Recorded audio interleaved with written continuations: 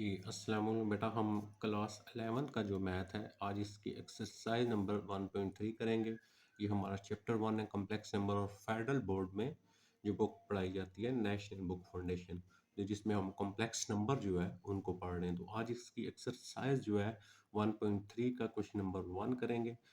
तो इससे पहले मैंने प्रीवियस वीडियो के अंदर बाकी जो एक्सरसाइजेज थी वो सारी मैंने यहाँ पे सॉल्व की हैं, 1.1 एंड 1.2। अच्छा, फैक्टराइजेशन जो है, फैक्टराइजेशन अब फर्स्ट इसका जो यहाँ पे देखें, जो क्वेश्चन 1 है, फैक्टराइज द पॉलिनोमियल। पॉलिनोमियल किसको कहते हैं? जिसमें आपके पास जो वैल्यू हो ना वो नेगेटिव ना हो। जैसे फॉर एग्जांपल अगर आपने प्रीवियस क्लासेस के अंदर एक्स स्क्वायर माइनस 9 इस तरह का क्वेश्चन है, दो वैल्यूज होती हैं और दरमियान में नेगेटिव हो, ठीक है, तो उसके लिए आपने फैक्टर बनाना कैसे पड़ा है, ये आ जाएगा आपके पास एक्स स्क्वायर और 9 किसका बनता है, आपके पास 3 का स्क्वायर।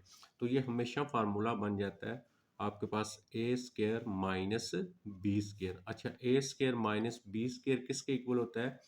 ए माइनस बी और ए प्लस बी के इक्वल होता है, ठीक है। तो फैक्टराइजेशन में जब भी दो वैल्यूज आती हैं आपके पास तो हमेशा दरमियान में नेगेटिव हो, तो फिर हम उसको पहले का स्क्वायर माइनस दूसरे का स्क्वायर बंद करते हैं। तो ये आ जाएगा ए का स्क्वायर माइनस ये आ जाएगा बी का स्क्वायर। तो ए स्क्वायर माइनस बी स्क्वायर किसके इक्वल हो जाएगा? ए माइनस बी। ए क्वेश्चन में एक्स है और बी 3 है। ए माइनस बी और ए प्लस बी, और ये आ जाएगा। अब देखें, इसकी स्क्वायर वैल्यू थी, ये एक पॉलिनोमियल था, इसको हमने लीनियर फंक्शन में, लीनियर यानी पावर 1 हो, यहाँ पे x की पावर 1 है, ये लीनियर में कन्वर्ट हो गया। अब हम क्योंकि कॉम्प्लेक्स नंबर पढ़ रहे हैं, तो कॉम्प्लेक्स नंबर में है तो हमारे पास दो वैल्यू, लेकिन दरमियान में नेगेटिव नहीं है। अगर इसका मैं यहाँ पे फर्स्ट क्वेश्चन सॉल्व करता हूँ, जो आपके पास दिया हुआ है जेड स्क्र प्लस 169। अब जेड एक कॉम्प्लेक्स नंबर है हमारे पास। अच्छा, हम इसको क्या लिख सकते हैं? अगर मैं इसको लिख लूँ जेड का स्क्वायर माइनस 169, और यहाँ पे मैं लिख लूँ इसका अयोटा स्क्वायर। अब अयोटा स्क्वायर की वैल्यू आपके पास कितनी होती है? अयोटा स्क्वायर की जो वैल्यू होती है वो आपके पास -1 होती है, ठीक है।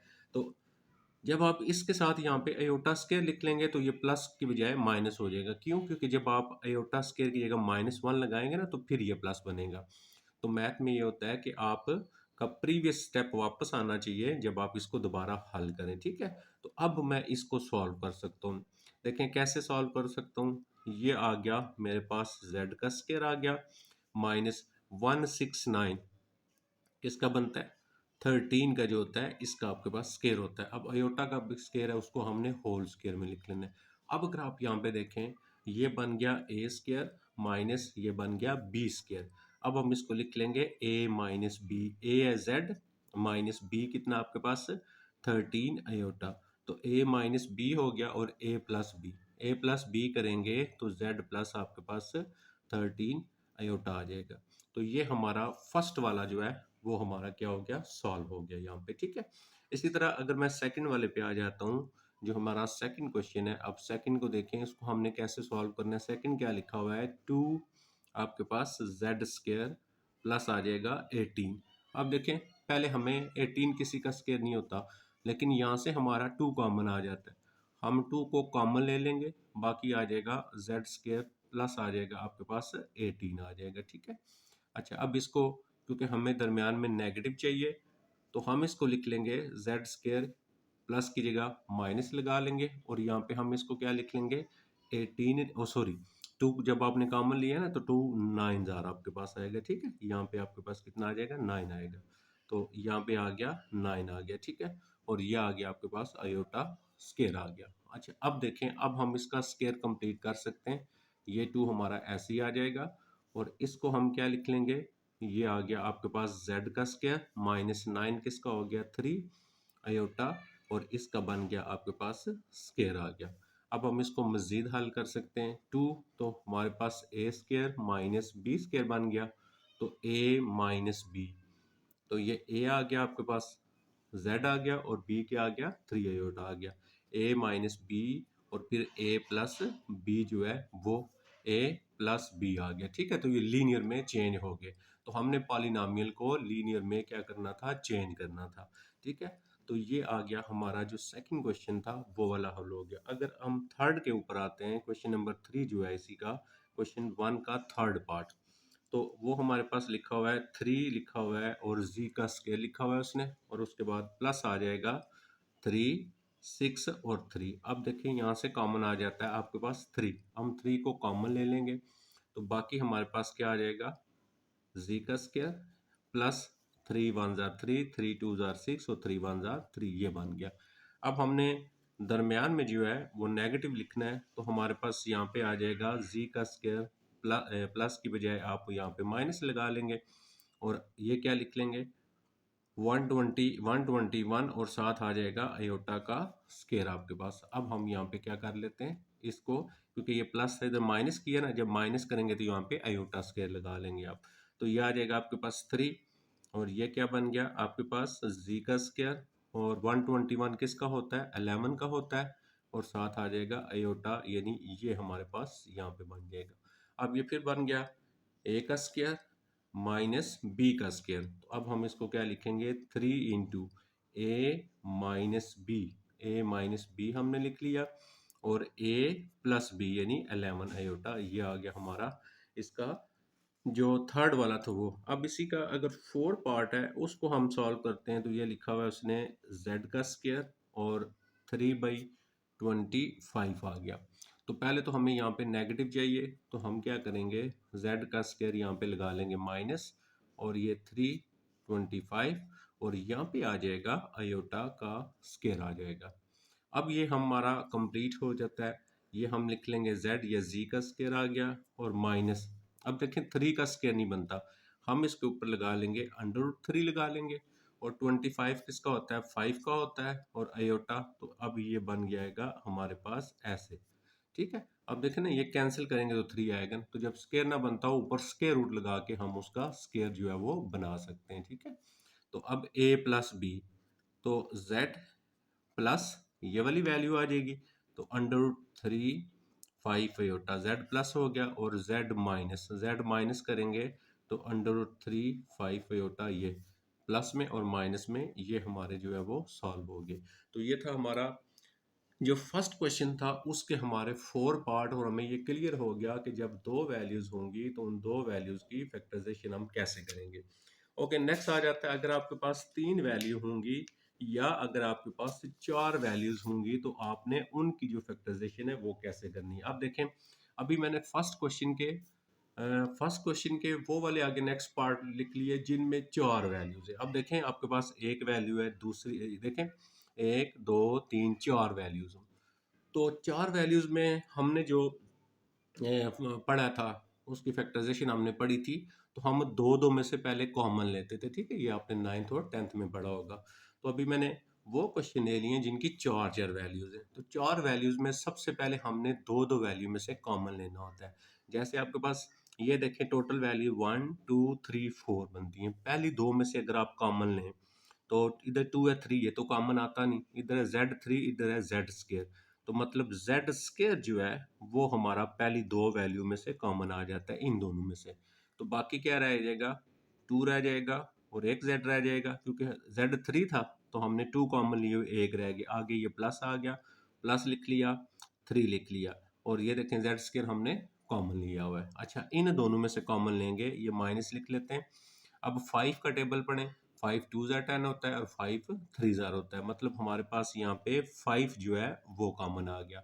अब 5 2 ज़ार 10, तो हमारे पास आ जाएगा 2Z, और इधर लगाएंगे प्लस, क्यों प्लस लगाएंगे माइनस प्लस ये माइनस होगा। ठीक है, तो अब 5 का टेबल पढ़ेंगे 15 आए, तो 5 3 ज़ार 15, तो जब भी दो दो वैल्यूज में से कॉमन लेते हैं आप तो यो हमेशा ये जो होता है ये सेम आता है। अगर ये आपका सेम आएगा तो फिर आपकी ये फैक्टराइजेशन जो होगी वो आपकी एग्जैक्ट होगी। ठीक है, अब लिखने का तरीका क्या होता है, ये जो सेम होते हैं ये वाली वैल्यू लिख लेते हैं, तो 2Z प्लस 3 आ गया, और उसके बाद देखें 2Z प्लस 3 2Z, ये कॉमन ले लिया, बाकी ये बचा और -5 बचा, क्या बचा आपके पास आ गया Z स्केयर -5। तो क्वेश्चन क्या था, हमने पॉलिनॉमियल को फैक्टराइज करना था और लीनियर में। अब ये तो लीनियर बन गया, z की वैल्यू 1 आ गई, लेकिन यहाँ पे z स्केयर है, अब ये लीनियर नहीं बना। अब हमने सेकंड वाली वैल्यू जो है उस वैल्यू को भी लीनियर में कन्वर्ट करना है। ठीक है, तो आप सेकंड को लीनियर में कन्वर्ट करेंगे तो दरमियान में ऑलरेडी नेगेटिव है, तो आपको अयोटा स्क्वायर लगाने की ज़रूरत नहीं है। तो z का स्क्वायर आ जाएगा माइनस, तो 5 को हम √5 लिख के इसका क्या कर लेंगे, हम स्क्वायर कर लेंगे, ठीक है, क्योंकि ये 25 होता तो 5 का हो जाता ना। अब 5 किसी का स्क्वायर नहीं बनता तो हम उसके ऊपर स्क्वायर रूट लगा लेंगे। अब हमारे पास ये लीनियर में कन्वर्ट हो जाएगा। अब देखें 2z प्लस 3 आ गया, ये बन गया A square minus B square. तो ए माइनस बी, तो ए माइनस बी, ए ये वाली वैल्यू होती है और बी ये वाली वैल्यू होती है, ए प्लस बी, ए प्लस बी। अब अगर आप देखें तो ये z की वैल्यू इधर 1 है, z की पावर इधर भी z की पावर 1 है, इधर भी z की पावर 1 है, तो ये किस में कन्वर्ट हो गया, लीनियर में कन्वर्ट हो गया। ये था अगर चार वैल्यूज आपके पास हों तो सबसे पहला स्टेप ये करते हैं कि उनको दो दो में से कॉमन लेते हैं। अगर आपके पास चार वैल्यूज हों और दो दो में से कॉमन आपका ना आए तो फिर नेक्स्ट स्टेप जो हमारे पास होता है उसके लिए हम क्या करते हैं, जैसे आप इन दोनों में से कॉमन लेते हैं तो जेड स्क्वायर कॉमन आता है, बाकी आता है जेड प्लस टू, लेकिन इन दोनों में से कॉमन लेंगे तो वो सेम नहीं आएगा कॉमन लेने से। तो जब आपके पास चार वैल्यूज हों और इस तरह की कंडीशन बन जाए वो कॉमन ना आता हो तो फिर हम सिंथेटिक डिवीजन यूज करते हैं, ठीक है। सिंथेटिक डिवीजन आपने पढ़ा है, तो इस इक्वेशन को सॉल्व करने के लिए हमने अब क्या करना है, सिंथेटिक डिवीजन को यूज करना है। सिंथेटिक डिवीजन क्या होता है, सबसे पहले आप z की जगह यहाँ पे वैल्यू पुट करेंगे, ठीक है, आपने लेट करके ना z की जगह यहाँ पे वैल्यू पुट करनी है। क्या पुट करनी है आपने, जीरो रखना है, आप प्लस माइनस 1 और plus minus 2 and plus minus 3, ठीक है, एंड सो ऑन, हम कोई भी रख सकते हैं। सबसे पहले हम z की जगह यहाँ पे जीरो पुट करेंगे। देखें यहाँ पे जीरो पुट करें आंसर इधर जीरो आएगा, इधर जीरो पुट करें आंसर जीरो आएगा, इधर जीरो पुट करें आंसर जीरो आएगा। तो आप जब ये सारी वैल्यूज पुट करते हैं, देखिए मैं आपको यहाँ पे समझाता हूँ, ये देखिएगा यहाँ पे। अब यहाँ पे z की जगह क्या पहला क्या पुट करेंगे, जीरो, तो जीरो, जीरो के ऊपर थ्री आएगा ना ऐसे, और प्लस टू इंटू आपके पास जीरो का स्केयर आएगा, माइनस 23 इंटू जेड की जगह जीरो, जहाँ जहाँ पे जेड है वहाँ पे जीरो, माइनस 60। ये भी देखें जीरो जीरो जीरो, कितना आया, माइनस 60। इसका हमारा जीरो गलत आया, हमारा आंसर क्या आना चाहिए था, यहाँ पे जीरो आना चाहिए था, ठीक है। अब जीरो के बाद हम क्या करेंगे, इसमें यहाँ पे वन लगाएंगे, ठीक है, जेड की जगह वन, यहाँ पे वन लगाएंगे, यहाँ पे वन, यहाँ पे वन, ठीक है। अब देखें जेड की जगह मैं वन लगाता हूँ तो मेरे पास आ जाएगा वन की पावर क्या आ जाएगी, थ्री आ जाएगी, प्लस टू इंटू मेरे पास वन का स्केयर आ जाएगा, -23, वन आ जाएगा, -60। इसको हल करें, वन की पावर थ्री का आंसर वन आता है, प्लस टू इंटू वन का स्केयर भी वन होता है, -23, 23 मल्टीप्लाई वन, ये 60 हो गया। अब देखें यहाँ पे वन प्लस टू थ्री हो जाएगा, तो थ्री को थ्री माइनस 23, तो -3 और -63 आएगा, मतलब अब ये भी जीरो नहीं बन रहा।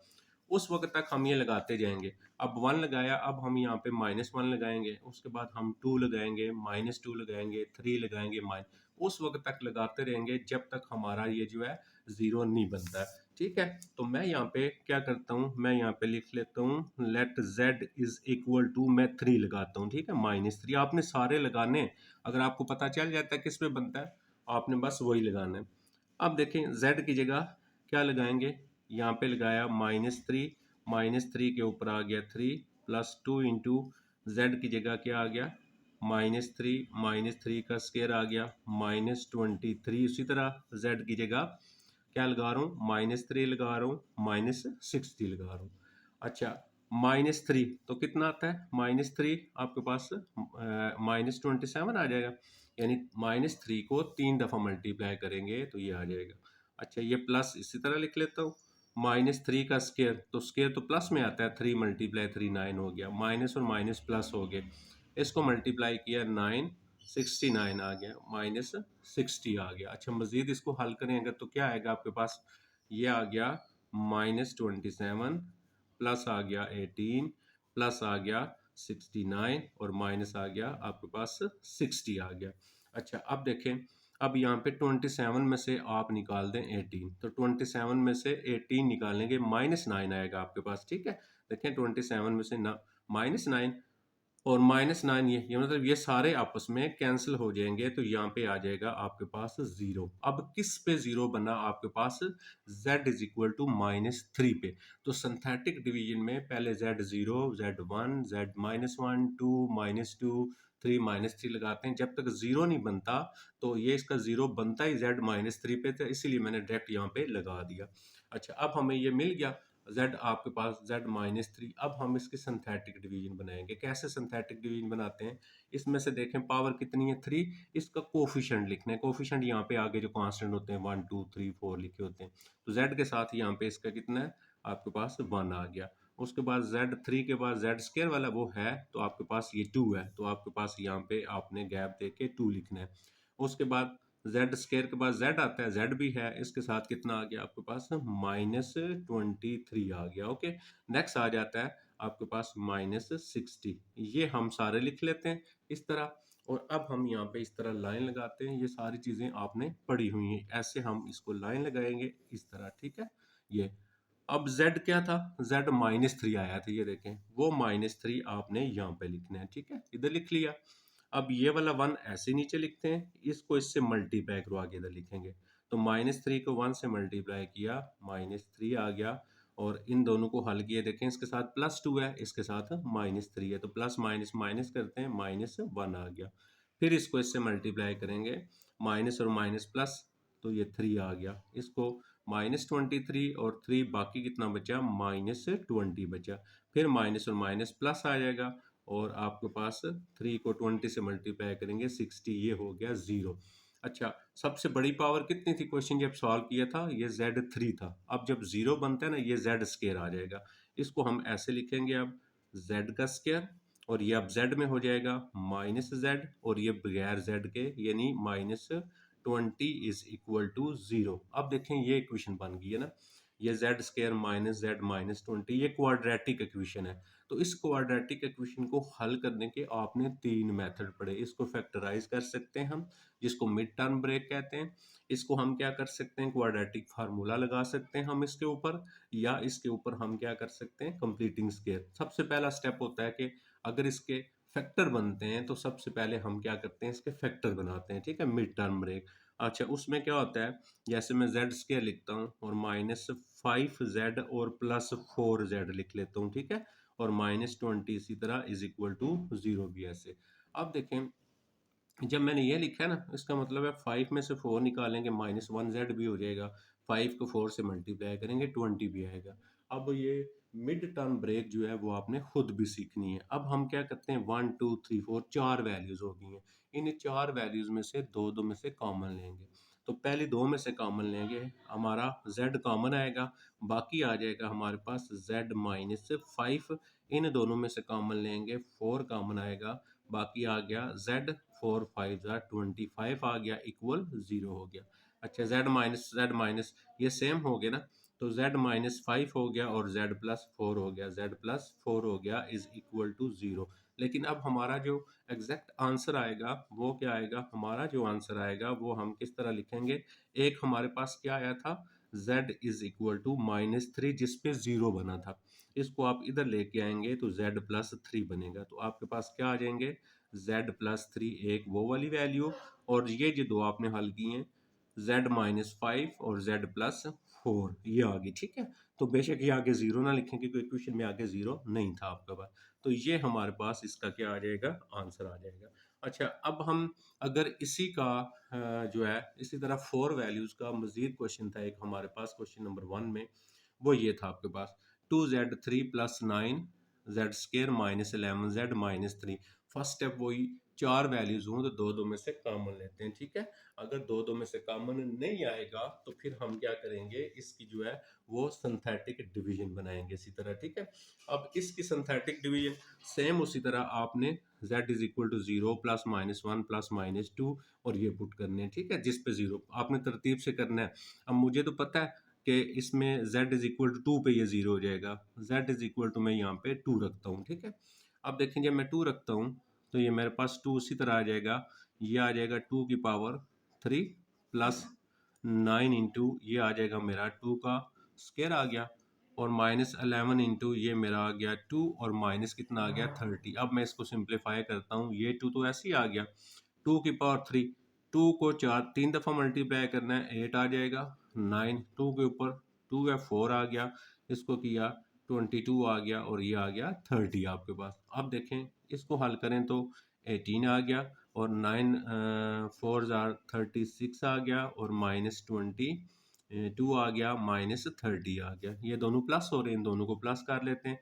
2 4 52 आ गया और ये दोनों भी प्लस हो रहे हैं, ये भी कितना आ गया 52। आंसर कितना आ गया 0 आ गया। ठीक है, 0 आएगा तो आपने छोड़ना है। अच्छा, अब हम इसके सिंथेटिक डिवीजन बना लेंगे। तो Z3 है, इसका पहला नंबर है आपके पास 2 है। अच्छा, जेड स्केयर दूसरा नंबर है 9 आपके पास, तीसरा नंबर है -11, अगर माइनस होगा साथ लिखेंगे, और चौथा नंबर है -30 आ गया। अब हम इसकी सिंथेटिक डिवीजन बना सकते हैं, तो ये देखें कैसे बनाएंगे, ये वाली होगी। ठीक है तो क्या था, z इज इक्वल टू 2, यहाँ पे लगाएंगे 2, ये वाला 2 ऐसे नीचे लिखते हैं, इसको इससे मल्टीप्लाई करवा के इधर लिखेंगे 4 हो गया। अब 9 और 4 कितना होता है 13 होता है, इसको इससे मल्टीप्लाई किया 26 आ गया आपके पास। अच्छा, 26 में से अब हम क्या करते हैं 11 निकाल देते हैं। ठीक है, तो 26 में से 11 निकालते हैं 15 आ जाता है। तो यहाँ पे आ गया आपके पास 15 प्लस का। ठीक है, 26 बड़ा है ना, प्लस का साइन है, इसको इससे किया 30 आ गया, तो यहाँ पे कितना हो गया 0 हो गया, ये बन गया ना हमारा। तो अब हम क्या कर सकते हैं, Z3 के बाद अब ये Z स्केयर आएगा, तो ये लिखेंगे 2Z स्केयर प्लस आगे 13Z और प्लस ये क्या आ गया 15। तो पहला स्टेप क्या बताया, ये क्वाड्रेटिक इक्वेशन है, क्वाड्रेटिक पावर यानी 2 होती है, इसको क्वाड्रेटिक इक्वेशन बोलते हैं।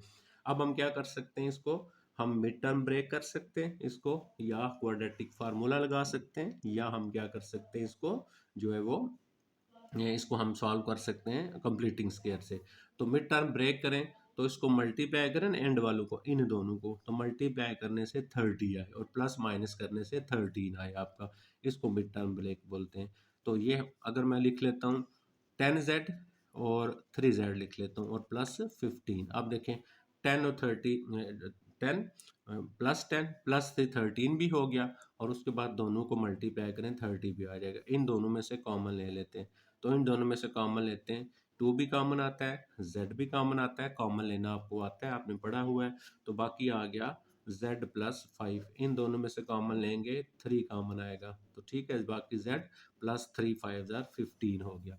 अब मज़ीद इसको हल करें तो आ जाएगा Z प्लस 5 एक आ गया, दोनों में जो सेम होता है वो लिखते हैं, फिर ये और ये लिखते हैं, तो ये 2Z प्लस 3 भी आ गया। तो हमारा जो आंसर आएगा वो क्या आ गया, दो तो यही वाले आ गई वैल्यू, और उसके बाद आपके पास एक वैल्यू जो हमारे पास Z इक्वल टू था, तो इधर लेकेंगे Z माइनस 2 आएगा। ठीक है, ये भी लीनियर बन गया, ये भी लीनियर बन गया और ये भी लीनियर बन गया। तो ये सारे हमारे पास जो है वो लीनियर में चेंज हो गए, मतलब इसकी फैक्टराइजेशन जो है वो सॉल्व होगी।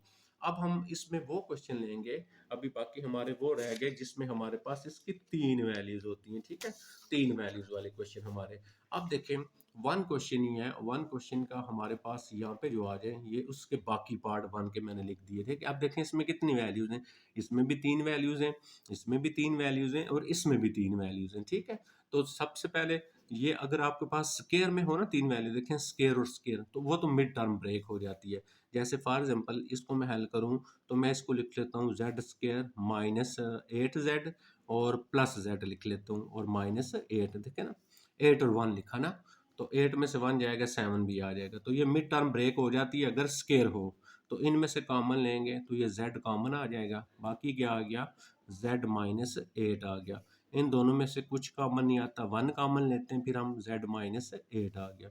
अच्छा, अब ये Z माइनस 8 बन गया और उसके बाद क्या बन गया Z प्लस 1 बन गया, ये लीनियर में चेंज हो गया आपका। ठीक है, इसी तरह अगर हम इसको करते हैं 4Z स्केयर माइनस 7Z और माइनस 11, ये देखिए आपका जो x वाला पार्ट है, यानी 4Z स्केयर माइनस 7Z और माइनस 11, इसको करते हैं तो मल्टीप्लाई करें तो आपके पास कितना आ जाए, मल्टीप्लाई करें तो 44 और प्लस माइनस करें तो 7 आए। तो ये अगर मैं लिख लेता हूँ -4Z लिख लेता हूँ और बल्कि +4Z लिख लेता हूँ और माइनस मैं लिख लेता हूँ 11z, ठीक है, -11। देखें 11 को 4 से मल्टीप्लाई करेंगे 44 भी बन जाएगा, 11 में 4 जाएंगे बाकी 7 भी आ जाएगा। अब इन दोनों में से अगर कॉमन लें हम तो हमारा क्या कॉमन आता है, 4 और z कॉमन आता है। बाकी इधर कितना रह गया, z प्लस 1 आ गया, क्योंकि ये तो सारा कॉमन लिया है माइनस। अब यहाँ से 11 कॉमन आता है और z प्लस 1 आएगा, ठीक है, क्योंकि यहाँ पे प्लस इधर प्लस ही आएगा। तो z प्लस 1 और z प्लस 1 ये दोनों में सेम है, तो हमारे पास आ गया z प्लस 1 और 4z माइनस 11 भी आ गया। क्लियर हो गया, ये इसका आंसर आ गया। अब अगर इसका मैं ये वाला पार्ट लेता हूँ, हमारे पास z पावर 3 है -7z है प्लस 6 है, ये वाला है। अब इसमें से अगर हम मिड टर्म करें तो इसकी मिड टर्म आपके पास नहीं बन रही ना इसकी, तो हम क्या करेंगे, हम इसको क्या करेंगे, मिड टर्म नहीं करेंगे बल्कि हम इसको सिंथेटिक डिवीजन से सॉल्व कर लेंगे, ठीक है। अब हम इसको देखेंगे कि ये सिंथेटिक डिवीजन से हमारा कैसे सॉल्व होगा और इसकी जगह हम यहाँ पे क्या लगाएंगे, ठीक है। तो मैं यहाँ पे फिर वही आपने क्या करना है, put z is equal to 0 और plus minus 1 plus minus 2 plus minus 3 and so on, वो आपने पुट करने। ठीक हो गया, समझ आ गई बात। अच्छा, मैं अगर यहाँ पे z इज इक्वल टू 1 ही लगा लेता हूँ, ठीक है, z की जगह 1, तो यहाँ पे क्या बन जाएगा, 1 की पावर 3 माइनस 7 इंटू 1 प्लस 6। अब इसको अगर हल करें ना आप, 1 का आंसर 1 ही आएगा, -7 आ गया, देखें 7 मल्टीपल प्लस 6 आ गया, तो ये देखें ना, इधर से -6 प्लस 6 यानी ये सारे जीरो हो जाएंगे, यहाँ पे आंसर कितना आ जाएगा, जीरो हो जाएगा। हमें सिंथेटिक डिवीजन में जो नंबर तलाश करना था वो गया मिल, z इज इक्वल टू 1। अब देखें z3 है, इसका कोफिशिएंट है 1। अब z3 के बाद क्या आना चाहिए, z स्केयर आना चाहिए, वो नहीं है, उसका लिखेंगे 0। अच्छा, z स्केयर वाला 0 हो गया, उसके बाद z आना चाहिए, उसका क्या है, -7 है, उसके बाद एंड पे 6 हो गया, तो जो नहीं होगा उसकी जगह हम क्या लगाएंगे, 0 लगाएंगे। अब z इज इक्वल टू 1 था, इधर लगा लिया 1। अच्छा, ये हम ऐसे नीचे लेके आते हैं, 1 को 1 से मल्टीप्लाई किया 1, 0 प्लस 1 आंसर 1 आ गया, 1 को 1 से किया 1 आ गया, तो उसको माइनस किया -6 आ गया, इसको फिर मल्टीप्लाई किया -6 आ गया, यहाँ पे क्या आ गया, 0, इसको रिमाइंडर भी बोलते हैं। अच्छा, अब ये क्या बन गया, ये बन गया z स्केयर और ये बन गया z और ये बन गया -6 बन गया। अब हम स्केयर में आ गया तो हम मिड टर्म ब्रेक कर सकते हैं।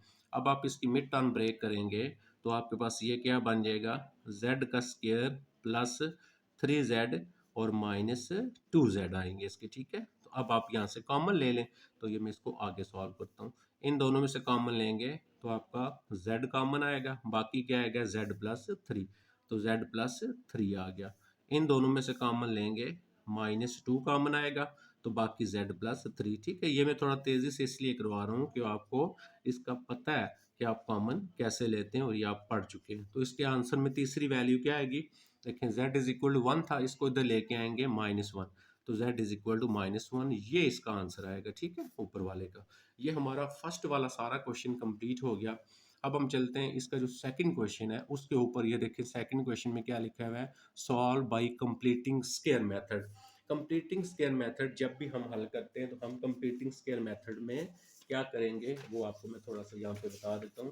कंप्लीटिंग स्क्वायर मेथड के अंदर हमने ये बनाना होता है, याद रखना है आपने, a प्लस बी का होल स्क्वायर जो होता है ये। अब ये किसके इक्वल होता है, ये होता है ए स्क्वायर के बी स्क्वायर के प्लस 2ab, ठीक है। ये कंप्लीटिंग स्क्वायर में बनाएंगे, या हम बनाएंगे a माइनस बी का होल स्क्वायर।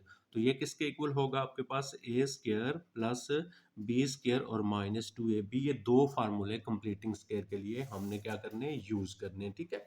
अब अगर आप इसका फर्स्ट क्वेश्चन आ जाएं, ये देखें, ये इसका फर्स्ट लिखा हुआ है z स्क्वायर -6z प्लस 2। सबसे पहला स्टेप ये होता है कि ये जो पहला नंबर हो वो कंप्लीट स्क्वायर होना चाहिए। जैसे z का स्क्वायर बन जाता है ना, तो ये कंप्लीट स्क्वायर बनेगा। तो अगर ये पहला कंप्लीट स्क्वायर है तो नेक्स्ट स्टेप हम ये करेंगे, जो आपके पास z स्क्वायर और z वाला है उसको इधर ही रखना है, इसको दूसरी साइड पे लेके जाना है, बगैर z वाला जो होगा। अब +2 है, उधर जाके कितना हो जाएगा, -2 आ जाएगा। अब हम देखें फार्मूला कंप्लीट करेंगे, ये बनेगा z का स्क्वायर बन गया, ठीक है। यानी हम क्या कर रहे हैं, इस तरह बनाएंगे, मैं आपको बताता हूँ। हम बनाएंगे a स्क्वायर 2ab और प्लस बी स्क्वायर हम ऐसे बनाएंगे, ठीक है। तो आप देखें, ये क्योंकि माइनस में है, -2 और इधर आएगा a, इधर आएगा b और इधर आएगा b का स्क्वायर इक्वल, ऐसे ही -2b आप ऐसे ही लिख लें। आप देखें कैसे करेंगे। 2a, a क्या होता है, ये वाला a की जगह आ गया आपके पास z। अब यहाँ पे लगाना है b, b क्या आएगा, ऐसा नंबर लिखना है इन तीनों को मल्टीप्लाई करें वो ये आए। तो यहाँ पे मुझे लिखना पड़ेगा 3, क्योंकि 3 को 2 से मल्टीप्लाई करेंगे फिर ये बनेगा। अब ये होता है b, ये b आपके पास यहाँ पे भी आ गया, और याद रखना है इसी b को आपने यहाँ पे भी हल करना है, ठीक है। इधर भी आपने +3b का स्क्वायर यानी 3 इधर भी लिखना पड़ेगा। ये पढ़ेंगे तो क्या बनेगा, ए स्क्वायर -2ab प्लस बी का स्क्वायर। तो ये क्या बनेगा, a माइनस बी का होल स्क्वायर।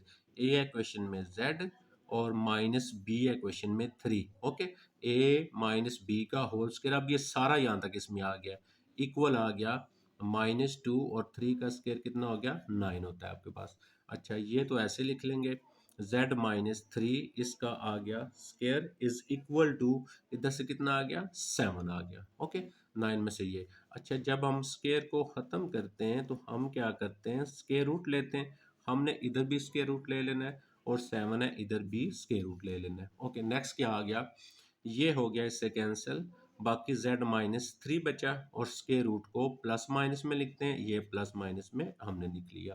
अब 3 उधर जाएगा तो z इज इक्वल टू -3 उधर जाके प्लस हो गया और इधर क्या आ गया, प्लस माइनस √7। ये हमारी z की जो है वो वैल्यू आ गई, ठीक है। तो हमने सॉल्व करना था, सॉल्व का मतलब होता है z की वैल्यू निकालना, ठीक है। तो ये हमने सॉल्व कर दिया।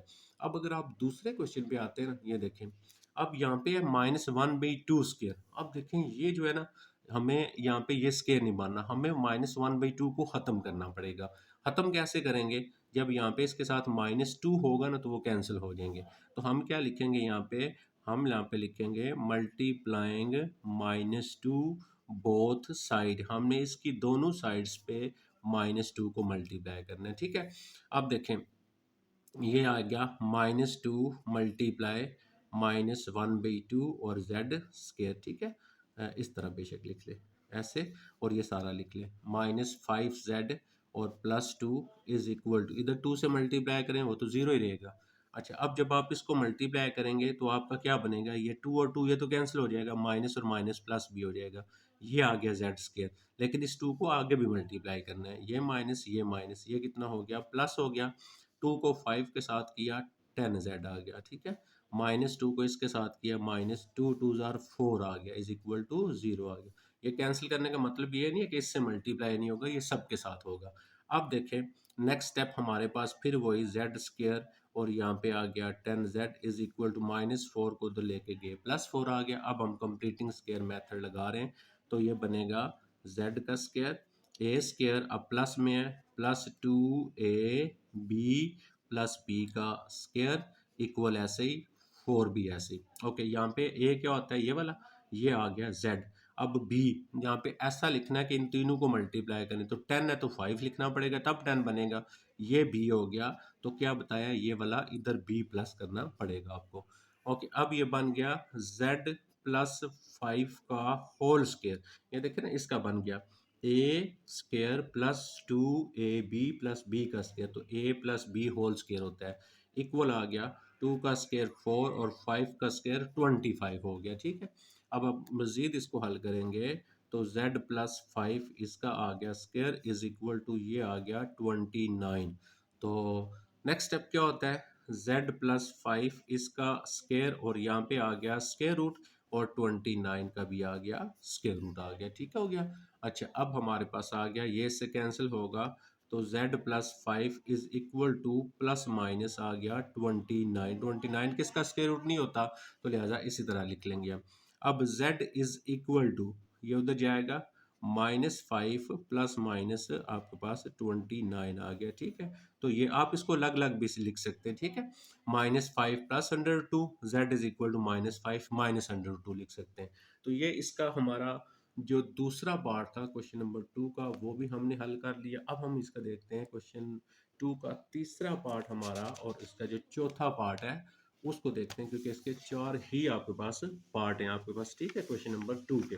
तो ये आ गया मेरे पास। नेक्स्ट जो है, ये आपको यहाँ पे नज़र आ रहा होगा शायद, मैं थोड़ा सा इसको नीचे करता हूँ जी, ये देखें, ये आ गया। अब अगर आप इसको देखें तो यहाँ पे आपके पास जो क्वेश्चन, सॉरी, इसमें आपके पास क्वेश्चन नंबर 2 का ये तीसरा पार्ट है और ये क्वेश्चन नंबर 2 का चौथा पार्ट है। ओके, अब देखें इसको करें तो ऑलरेडी देखें जेड स्केयर वाला है, जेड वाला है, और ये पहले उसने लग किया हुआ है, तो ये स्केयर भी बन जाता है ना किसका, ये बनता है आपके पास 2z का स्केयर बनता है आपके पास। ए स्केयर हो जाएगा और उसके बाद प्लस 2 आ जाएगा, इधर आ जाएगा ए, इधर आएगा बी, और इधर आएगा बी का स्केयर इज इक्वल टू 14 आ गया आपके पास, ठीक है। ये उसी तरह मैंने बना रहा हूँ। अच्छा, यहाँ पे आएगा ए, तो ए क्या आ गया, ये थोड़ा सा मैंने छोटा लिख दिया है, 2z आएगा इधर, ठीक है। और बी, बी कैसे बनाना है आपने अभी बताया था, यहाँ पे ऐसा नंबर लिखना है कि इन तीनों को मल्टीप्लाई करें तो ये वाला है 5z। अब देखें, ये 2 2 4 आ रहा है, 4 तो बन रहा है, लेकिन हमें तो ऊपर 5 चाहिए, तो इसका मतलब अभी हमें ऊपर चाहिए 5, मैंने 5 लगा दिया ऊपर। और अब लेकिन ये तो एक्स्ट्रा हो जाएगा ना, देखिए ना, 2 और 2 4, 4 तो एक्स्ट्रा हो जाएगा, तो इसका मतलब नीचे मुझे 4 भी लिखना पड़ेगा, ये 4 और 4 कैंसिल होके फिर बचेगा ये 5 जेड। तो ये आ गया बी, ये वाला 5/4 इधर भी लिखेंगे, और प्लस हमारे पास 5/4 जो है ये इधर बी आ जाएगा। मेरे ख्याल में आपको बात समझ आ गई होगी। अब ये बन गया a square plus 2ab plus B का स्केयर बन गया, ठीक है। तो ये बनेगा ए प्लस बी का होल स्केयर, ए हो गया ये वाला, प्लस बी हो गया 5/4 इसका whole square is equal to, ये आ गया 14 प्लस 5 का स्केयर हो गया 25, 4 का स्केयर हो गया 16 आपके पास। ओके, अच्छा जी, नेक्स्ट स्टेप आ गया हमारे पास 2z प्लस 5/4 इसका आ गया स्केयर इज इक्वल टू, इसका हमें लेना पड़ेगा एलसीएम, पहले 16 एलसीएम आएगा, तो 16 को 14 से हम मल्टीप्लाई करवा देते हैं, तो ये आ गया आपके पास 24, ये 8 आ गया, मल्टीप्लाई 4 और 1, तो 4 और 2 एंड 2। अच्छा जी, ये देख लीजिएगा आप, 2 2 4 आ गया, प्लस आ गया 25 आ गया। अच्छा, नेक्स्ट स्टेप में हम इन दोनों को क्या कर लेंगे, प्लस कर लेते हैं, तो हमारे पास आ गया 2z प्लस 5/4 इसका आ गया स्केयर प्लस, अच्छा सॉरी, इक्वल, इन दोनों को कर लेते हैं प्लस, 4 और 5 आ गया 9, और 2 और 2 आ गया 4, और ये आ गया आपके पास 2, और ये आ गया 16 आ गया, ठीक है। अभी हम इसको मजीद देखते हैं कि हमारा ये किसके साथ ये सॉल्व हो जाएगा। तो नेक्स्ट स्टेप क्या होता है, हम जब स्केयर को ख़त्म करते हैं तो हमें यहाँ पे स्केयर रूट लेना पड़ता है, इसका आ गया स्केयर रूट, और 2 4 9 जो है इसका भी स्केयर रूट ले लेते हैं। अच्छा, 2 4 9 और 16, और इसका भी स्केयर रूट ले लेते हैं, ये तो हो जाएगा कैंसिल, ये तो हमें हल हो गया। तो ये 2z प्लस आ गया 5/4 आ गया इज इक्वल टू, अब 2 4 9 है ना, तो इसके आप ऐसे पार्ट्स कर लें, जैसे ये 3 से जाता है, 3 8 = 24 और 3 3 = 9, फिर चेक कर लें, अगर ये 3 से जाता है तो ये किसी और से जाता है, तो मेरे ख्याल में ये किसी से हल नहीं होगा, तो फिर भी आपने करना क्या है, इसके पार्ट्स बना लेने, अगर इसके पार्ट्स बनते हैं, ठीक है, नहीं बनते तो आपने इसको ऐसे लिख लेना है, ठीक है। तो ये आप खुद यहाँ से इसको ट्राई करेंगे, तो मैं इसको अंडर रूट में लिखता हूँ, और नीचे 2 का स्क्वायर कितना हो जाएगा, 4 हो जाएगा। अब इसका आंसर यहाँ पे प्लस माइनस में हो गया, ठीक है। तो बाज़ का मल्टीप्लिकेशन में गलती हो सकती है, लेकिन आप अभी इस काबिल होते हैं कि आप प्लस माइनस कर सकते हैं, ठीक है। अच्छा, नेक्स्ट स्टेप में क्या करूँगा, ये वाला उधर लेके जाऊँगा, -5/4 हो जाएगा, प्लस माइनस आपके पास ये आ जाएगा 2 4 9 और डिवाइडेड बाई 4। अब आप यहाँ पे इसका ले लें एलसीएम, पहले एलसीएम आ जाएगा 4 -5 प्लस माइनस ये आ जाएगा 2 4 9, और इधर आ गया 2z। अब ये देखें, ये 2 मल्टीप्लाई हो रहा है, इधर मल्टीप्लाई इधर डिवाइड हो जाएगा, तो z इज इक्वल टू -5 और प्लस माइनस आपके पास आ जाएगा 2 4 9 डिवाइडेड बाई 8। इसको चेक करना है आपने खुद। इसी तरह इसका जो 4 वाला पार्ट है वो आप सेम एज इट इज़ आप इसको इसी तरह आपने क्या करना है, हल करना है जो उसका 4 वाला पार्ट है। तो अब हम देखते हैं इसका क्वेश्चन नंबर 3 जो है, और उसको देखते हैं हमने कैसे सॉल्व करना है। तो यहाँ पे आ जाते हैं, मैंने इसका 3 भी यहाँ पे लिख दिया है, तो ये आपके पास आ गया इसका क्वेश्चन नंबर 3 जो है। तो एक पार्ट अभी तक हमने छोड़ा है, ये 3 आ गया जी। अब अगर आप 3 में देखें तो यहाँ से आपको नज़र आ रहा होगा, तो थोड़ा सा मैं इसको क्लियर करता हूँ आपके लिए। तो ये आ गया 3 वाला, ठीक है। अब 3 में देखें क्या लिखा हुआ है, solve the following quadratic equation. Quadratic equation है, उसको हमने हल करना है। अब देखें क्वाड्रेटिक इक्वेशन को हल करने के 3 मेथड होते हैं, ठीक है। By factorisation, by completing square, और तीसरा होता है हमारे पास बाई क्वाड्रेटिक फार्मूला। तो इजी सबसे होता है कि हम क्वाड्रेटिक इक्वेशन जो होती है, क्वाड्रेटिक इक्वेशन होती है जिसमें पावर 2 हो, बड़ी से बड़ी, ठीक है। तो सबसे पहले यहाँ से ना हम इसको 3 को ख़त्म करते हैं, 1/3 को, ठीक है। हम इसका एलसीएम भी ले सकते हैं, चाहे तो आप एलसीएम लें, चाहे तो 3 से मल्टीप्लाई करें। जैसे मैं 3 इसका एलसीएम ले लेता हूँ, तो 1 मल्टीप्लाई जेड स्क्वायर, ये तो आ गया आपके पास जेड स्क्वायर, 3 2 जार 6 जेड आ गया, माइनस 3 को इसके साथ करेंगे तो आई थिंक 48 आएगा, इज इक्वल टू 0 हो गया, ठीक है। अब ये बन गया आपके पास जेड स्क्वायर प्लस आ गया 6z minus 48 is equal to 0, ठीक है। अब ये एग्जैक्ट क्वाड्रेटिक इक्वेशन होगी है हमारे पास। अब आप इसको सॉल्व कर सकते हैं। तो सबसे पहला स्टेप क्या होता है कि आप इसकी मिड टर्म ब्रेक करें, ठीक है। मिड टर्म ब्रेक मतलब मल्टीप्लाई करें तो 48 आए, प्लस माइनस करें तो आपके पास 6 आए। तो इसके लिए बेहतरीन तरीका होता है कि आप 48 है ना, 48 के इस तरह पार्ट्स कर लेना तो आपको क्लियर हो जाएगा। जैसे ये 24 से जाएगा, फिर इसको 2 से करें तो ये 12 आ जाएगा, फिर इसको 2 से करें 6 आ जाएगा, फिर इसको 2 से करें 3 आ जाएगा। यहाँ से आपको पार्ट्स मिल जाते हैं, ठीक है। कैसे मिल जाते हैं, यानी दो नंबर जिनको मल्टीप्लाई करें 48 आए, जब हम उनको प्लस या माइनस करें तो हमारे पास कितना आ जाए, 6 आ जाए। जैसे आप ना इन तीनों को मल्टीप्लाई करें, 2 2 जार 4, 4 2 जार 8, 8 और 6 ये तो नहीं बनेंगे। अच्छा, अब हम क्या करते हैं, 2 2 जार 4, 4 2 जार 8, 8 2 जार 16, 16 और 3 से भी नहीं बनेंगे। अब हमने इसी तरह इसको क्या करना है, चेक करते जाना है, ठीक है। तो फिर हमें यहाँ से एग्जैक्ट जो है वो नंबर मिलेगा। ओके, अगर आपको यहाँ से इस तरह मिड टर्म ब्रेक नहीं होती तो आप क्वाड्रेटिक फार्मूला भी लगा सकते हैं। क्वाड्रेटिक फार्मूला क्या होता है, a is equal to z square के साथ यहाँ पे जो होता है वो ए होता है, और जेड के साथ जो होता है उसको हम बी लिखते हैं, बी इज इक्वल टू 6 हो गया, और तीसरे वाला जो होता है ना उसको सी लिखते हैं, माइनस 48 आ गया। अब क्वाड्रेटिक इक्वेशन में हम यहाँ पे लिखेंगे z is equal to minus B plus minus आपके पास क्या होता है, b का square minus 4ac divided by 2a। अब यहाँ पे z लिखा है। अब जो आपने मैट्रिक में पढ़ा ना उसमें आप यहाँ पे x लिखते थे, ठीक है। हम यहाँ पे z, क्योंकि z में इक्वेशन है ये। अब यहाँ पे आ जाएगा z is equal to minus, ये आ गया b की वैल्यू कितनी है, 6 है, प्लस माइनस नेक्स्ट करेंगे आपका b का स्क्वायर, b क्या है आपके पास 6, 6 का स्क्वायर, 6 का स्क्वायर माइनस 4, ए और सी, ए है 1 और सी है आपके पास, ये देखें सी कितना है, माइनस 48 है, और डिवाइडेड बाय 2। थोड़ा सा मैं ऊपर करता हूँ, शायद आपको नजर नहीं आ रहा।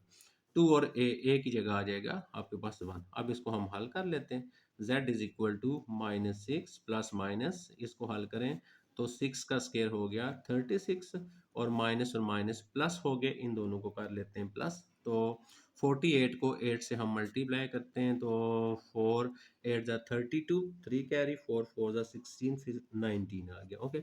डिवाइडेड बाय 2 आ गया, ठीक है, डिवाइडेड बाय 2। अब हम यहाँ पे लिख लेंगे z is equal to minus 6 plus minus, ये दोनों हो रहे हैं प्लस, 6 और 2 हो गया आपके पास 8 हो गया, 6 और 2 8, और 9 10 और 12 आ गया, देख लीजिएगा ये, और 1 इधर से लेंगे तो ये 2 आ गया आई थिंक, और डिवाइडेड बाई क्या आ गया, 2 आ गया, ठीक है। अब ये जो है ना ये वाला, इसके आपने करने पार्ट्स, ठीक है। अब इसके पार्ट्स हम कैसे करेंगे, ये मैं आपको थोड़ा सा यहाँ पे जो है ना आपको मैं सिखा देता हूँ कि आपको कैसे इसके पार्ट्स करने पड़ेंगे। ये देखिए हमारे पास जो है वो बन रहा है 2 2 8, ये मैं आपको यहाँ पे लिखता हूँ, ठीक है, 2 2 और 8 ये बन रहा है, ठीक है। अच्छा, अब हम इसको 2 से करते हैं, 1 1 और 4 आ गया, इसको हम 2 से फिर दोबारा करते हैं तो 2 5 ज़ार आ गया, 10 आ गया ना, तो यहाँ से बचेगा 1 14 2 7। अब ये बनेगा ना, अब आप इसको क्या लिख सकते हैं, आप इसको लिख सकते हैं 2 का स्क्वायर मल्टीप्लाई 57 हो गया, ठीक है। तो ये कैंसिल होके बाहर आ जाएगा, 2 और 57 आएगा आपका आंसर। क्लियर होगी बात, समझ आ गई इसकी। तो जब आपके पास मिड टर्म ब्रेक नहीं होती तो वो क्वाड्रेटिक फार्मूले से या कंप्लीटिंग स्केयर से हो जाता है। ये 2 आएगा, ये आएगा 57 और ये डिवाइडेड बाय 2। अब अगर मैं ना इसमें से कॉमन आता है 2, मैं 2 को ले लेता हूँ कॉमन। 2 3 जार 6 हो गया और प्लस माइनस आ गया 57 और डिवाइडेड बाई 2, तो ये कैंसिल किया, बाकी इसका आंसर आ गया आपका। ठीक है। अच्छा अब पहले चलें, ऊपर भी है दूसरा, दूसरे को देख लेते हैं। ये दूसरा आ गया हमारे पास। तो सबसे पहले इसका ले लेते हैं एलसीएम। तो एलसीएम क्या आ जाएगा, 2 आएगा। तो इसको इधर मल्टीप्लाई किया, 2z स्केयर आ गया, माइनस आ गया z, क्योंकि इसके नीचे 2 है, जिसके नीचे नहीं होगा उसी से मल्टीप्लाई करेंगे। 2 को इसके साथ किया, 34 आ गया, इक्वल क्या आ गया 0, ये तो जाएगा 0 हो जाएगा। तो 2z स्केयर माइनस जेड आ गया प्लस 34 आ गया। तो आप तीनों में से ना कोई भी मेथड लगा सकते हैं, यहाँ पे लिमिट तो नहीं है, जस्ट हमने क्वाड्रेटिक इक्वेशन को सॉल्व करना है, यानी सॉल्व करना है, जेड की वैल्यू निकालनी है। तो फिर आप यहाँ से देखें, आपके पास यहाँ से ए कितना आ गया 2 आ गया, बी कितना आ गया यहाँ पे -1 आ गया और सी कितना आ गया 34 आ गया। मेरे ख्याल में आगे आप इसका क्वाड्रेटिक फार्मूला लगा सकते हैं, कोई इतना बड़ा इश्यू नहीं है। ठीक है, ये आपके लिए छोड़ दिया। अब अगर आप यहाँ पे देखें तो ये भी देखें, यहाँ से आपके पास आप ए इज इक्वल टू 1 आ गया और बी इज इक्वल टू -6 आ गया और सी इज इक्वल टू 25 आ गया। ठीक है, चलिए ये मैं सॉल्व कर देता हूँ आपको ना। तो लिखेंगे z is equal to minus B plus minus आ जाएगा b का square -4ac divided by 2a आ गया। तो z is equal to minus B, minus उसी तरह b की वैल्यू है 6 प्लस माइनस b का स्केयर -6 का आ गया स्केयर -4a आ गया और c आ गया और डिवाइडेड बाय 2 और a की वैल्यू 1 आ गई। ठीक है। अच्छा ये आ गया 6, माइनस और माइनस प्लस हो जाएगा, प्लस माइनस 6 का स्केयर हो गया 36 प्लस में। ठीक है, 6 का स्केयर आ गया 36 प्लस माइनस सॉरी माइनस आएगा। ठीक है, और 25 को 4 से मल्टीप्लाई किया, ये आ गया हमारा 100 आ गया। अच्छा ये थोड़ा सा डिफरेंट था, अच्छा हुआ हमने इसको हल कर दिया।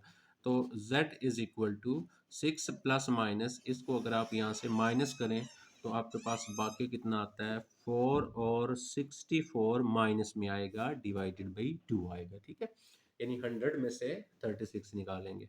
तो अब ये बनेगा z is equal to 6 plus minus 64 को मैं लिखूंगा 64 एक ये और -1, ये अब हमने पहली एक्सरसाइज पढ़ी थी तो उसमें हमने इसको पढ़ा था। तो z is equal to 6 plus minus 64 किसका होता है 8 का होता है। ठीक है, और ये किसके इक्वल होता है जी अयोटा के इक्वल होता है, इक्वल टू। तो z इज इक्वल टू, ऊपर से 2 कॉमन आ जाता है, 2 3 जार 6 प्लस माइनस 2 4 जार 8 और ये आ गया 2, ये कैंसिल हो गया। तो यहाँ से z की दो वैल्यू अलग अलग भी लिख सकते हैं, 4 अयोटा और दूसरी z की वैल्यू आ जाएगी 3 माइनस 4 अयोटा।